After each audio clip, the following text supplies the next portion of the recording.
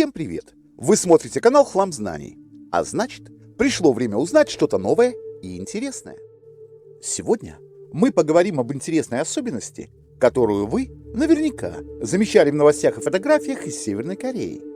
А именно о том, почему военные высокого ранга в этой стране буквально увешаны орденами и медалями, хотя Северная Корея не участвовала в серьезных военных конфликтах более 60 лет.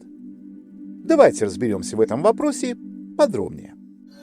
Посмотрим. Во многом корни этой системы наград уходят еще в советские времена.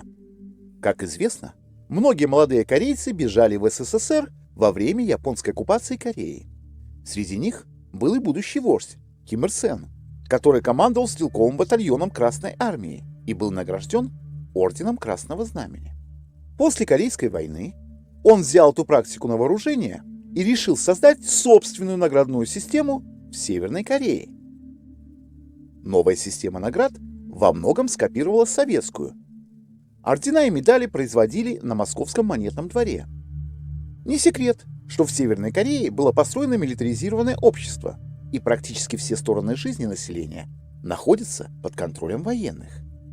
Орденами и медалями северокорейцев награждают не только за боевые заслуги.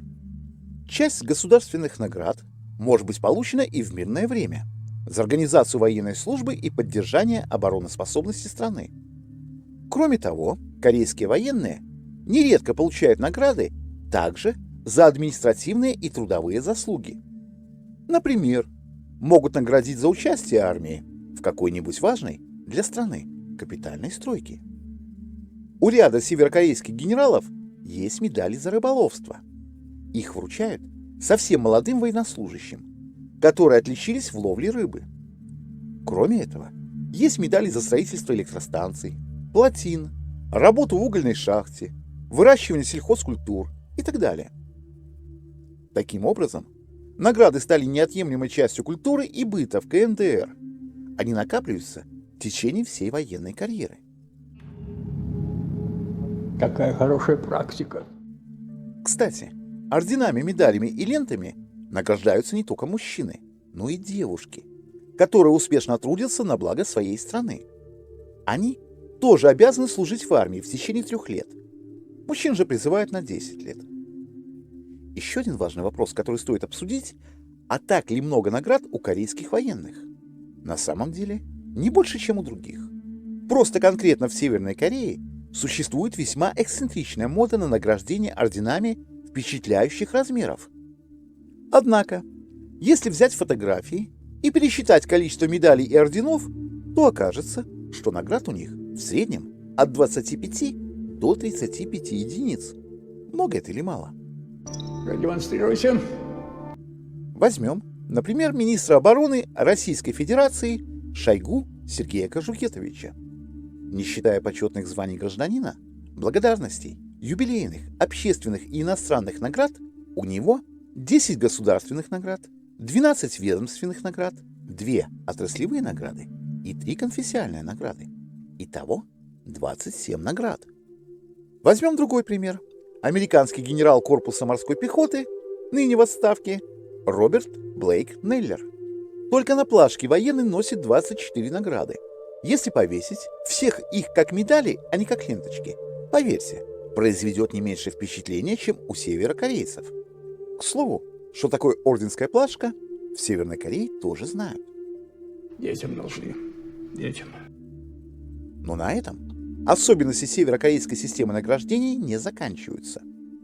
Существует специальный закон, который называется «Правило 3 поколений». Согласно ему, офицеры и генералы КНДР носят не только свои личные награды, но и те, которые были вручены их дедам и отцам. Это позволяет подчеркнуть славное прошлое семьи и укрепляет преемственность власти. Однако действует и обратная сторона этого правила – наказание 3 поколений.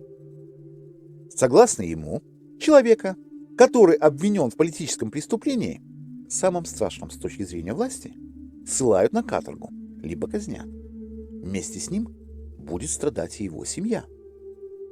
В северокорейском обществе действует система Санбун, которая подразумевает деление граждан на 3 слоя: основной, колеблющийся и враждебный. Семья обвиненного моментально теряет в статусе и становится враждебной. Ее члены не могут пойти в армию, поступать в колледжи и вузы. Также им закрыта дорога в Пхеньян и Кэсон, экономические центры Северной Кореи. У враждебных ничтожные шансы получить любую работу. С ними попросту никто не хочет связываться. В итоге члены таких семей вынуждены влачить жалкое существование на протяжении 3 поколений. Практика была введена в 1948 году и действует по сей день. Таким образом, государство поддерживает строжайшую дисциплину и лояльность военных к правящему режиму. Какая хорошая практика. Как видим, система награждений в Северной Корее имеет сложную и уникальную структуру, в которой переплетаются личные заслуги, семейные традиции и жесткий государственный контроль. С вас лайк и подписка, а я пошел искать новый материал. Будьте здоровы!